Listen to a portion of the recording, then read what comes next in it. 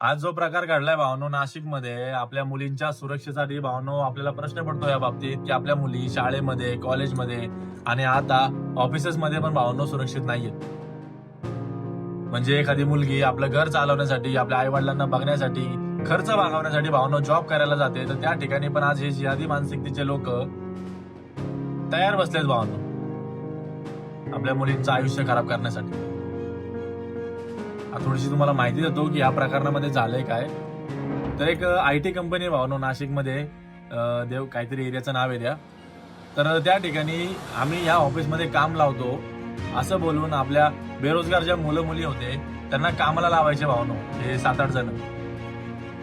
आणि कामाला लावून नंतर मग त्यांचं तिथं मानसिक त्रास, लैंगिक शोषण, देवाधर्माबाबतीत बोलणं, नंतर त्यांना वीकेंड ट्रिपच्या नावाखाली दुसऱ्या एखाद्या ठिकाणी घेऊन जाणं, हॉटेल किंवा रेस्टॉरंटमध्ये, आणि त्या ठिकाणी त्यांच्यासोबत अत्याचार करणं, हे सगळे प्रकार ही लोक करत होते भावनो. आणि त्याच्यानंतर ही गोष्ट बाहेर कधी आली तेही तुम्हाला थोडक्यात सांगतो. तर 25 तारखेला 6 ते 7 गुन्हे भावनो दाखल झाले पोलीस चौकीमध्ये नाशिकच्या. त्यानंतर तिथल्या आपल्या पोलिसांनी त्यांनी एक टीम बनवली भावनो महिलांची.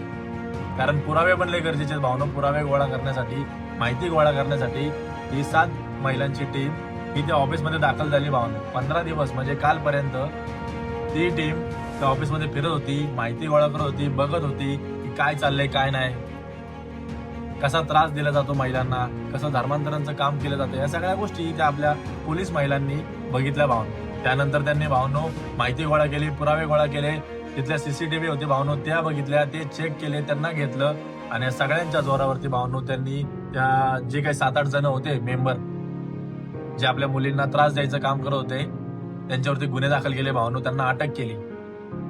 आणि यासाठी भावनो त्या पोलिसांचं, त्या महिला पोलिसांचं मनापासून धन्यवाद आहे भावनो, मनापासून. कारण आज आपल्या महिला शाळेत सुरक्षित नाहीयेत, कॉलेजमध्ये सुरक्षित नाहीयेत, कुठेही नाहीयेत. कारण ही जिहादी मानसिकता ही भावनो कितीही शिकले, कितीही सवरले, कितीही अनाडी जरी राहिले ना भावनो, तरी ते काही डोक्यातनं जात नाही भावनो. कारण यांना हे चांगलं माहिती आहे भावनो, सगळ्यात सोपं टार्गेट म्हणजे इझी टार्गेट काय आहेत तर महिला आहेत, हिंदू महिला आहेत. त्यांना फसवलं, प्रेमाने फसल्या तर चांगली गोष्ट आहे, ना तर जोर जबरदस्तीने फसवायचं किंवा असं काहीतरी खोटं बोलून फसवायचं. ती मानसिकता आहे भावनो काही लोकांची. त्यामुळे विचार करा आणि विनंती आहे भावनो तुम्हाला की आपल्या मुलींकडे ना लक्ष द्यायला चालू करा भावनो. कारण कुठला माणूस काय नजरेने फिरतोय, काय नजरेने बघतोय आपल्या मुलींकडे हे आपल्याला नाही माहिती. आणि ही जी आधी पिलावळ आहेत ही भावनो म्हणजे प्रमाणाच्या बाहेर आहेत. प्रत्येक देशामध्येच भावनो, आपल्या देशाचं नाही सांगते, प्रत्येक देशामध्ये तुम्ही बघा महिलांना त्रास देऊन ठेवलाय भावनो यांनी. कारण ही मानसिकता जायला तयार नाहीये. त्यामुळे आपली जबाबदारी आपल्या मुलींकडे लक्ष द्यायचं आणि त्यांना रोज विचारत जावं भावनो काय चाललंय, काय घडतंय. ऑफिसमध्ये जाऊ द्या किंवा कॉलेजला जाऊ द्या किंवा शाळेत जाऊ द्या, कुठेही जाऊ द्या भावनो. बाहेर जाता येते ना तर त्यांना घरी आल्यावर विचारत जावा की बाबा काय घडतंय तुझ्या आयुष्यात किंवा तुझ्यासोबत दिवसाभरात आज काय घडलंय. जय जय महाराष्ट्र, जय शिवराय, जय शंभूराज भावनो.